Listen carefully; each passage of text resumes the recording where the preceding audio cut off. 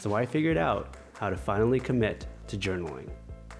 First, let me explain why journaling is important. Research has shown that it can improve physical and mental well-being. It reduces stress and just improves overall wellness. I know this because I went on Google for the last 5 minutes and there's a lot of articles on there. For this video, we're just gonna focus on the mental emotional side. So there's a bunch of different journals. You got your writing journal, your bullet journal, your dream journal, food journals, travel journal, art journal, reading journal, and your prayer journals. Does this look like a hand? Hands are hard to draw. So in this video, we're just gonna focus on writing journals. Our lives are full of events, things that happened around us, and these events cause us to feel certain emotions. And for the record, emotions are neither good or bad, but they're really important because they're part of life.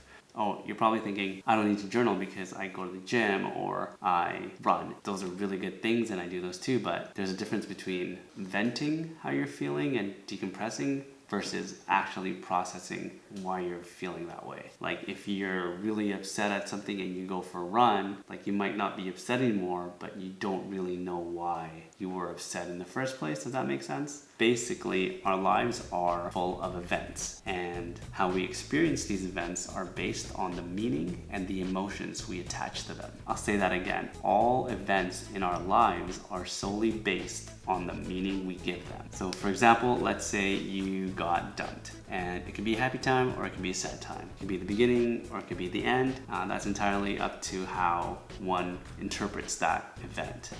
In conclusion, journals help us to process these events.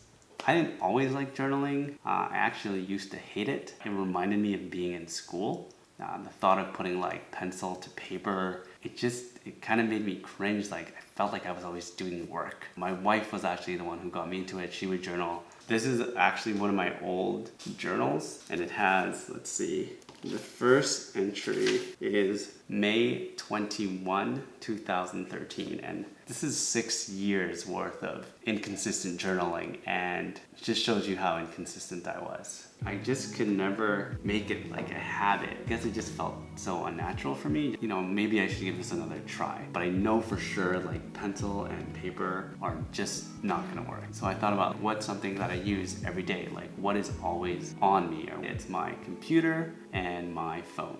And they say the best camera is the one that you have.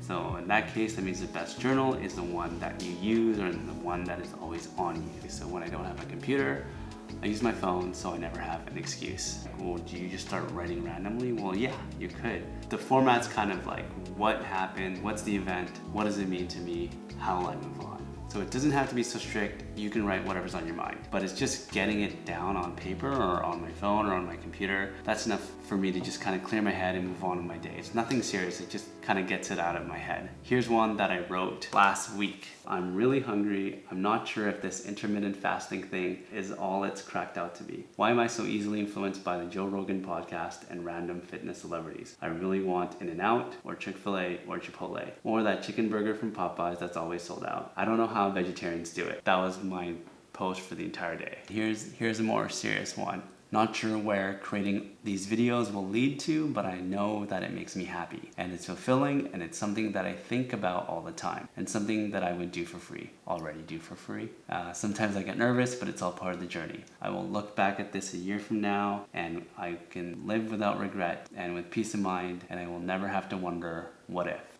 It's been about 54 days. Would I recommend journaling?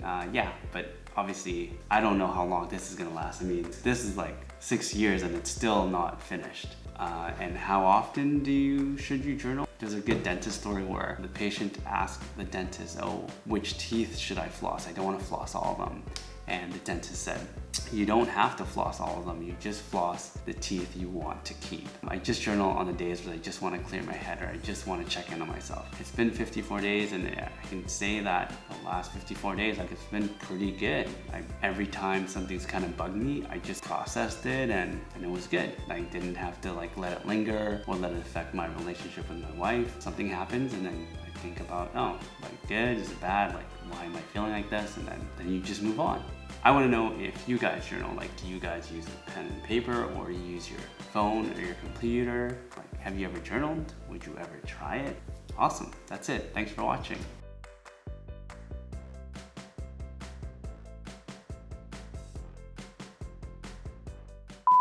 Writing journals or writing journal? Writing journal, writing journals, journals, journal. I don't know.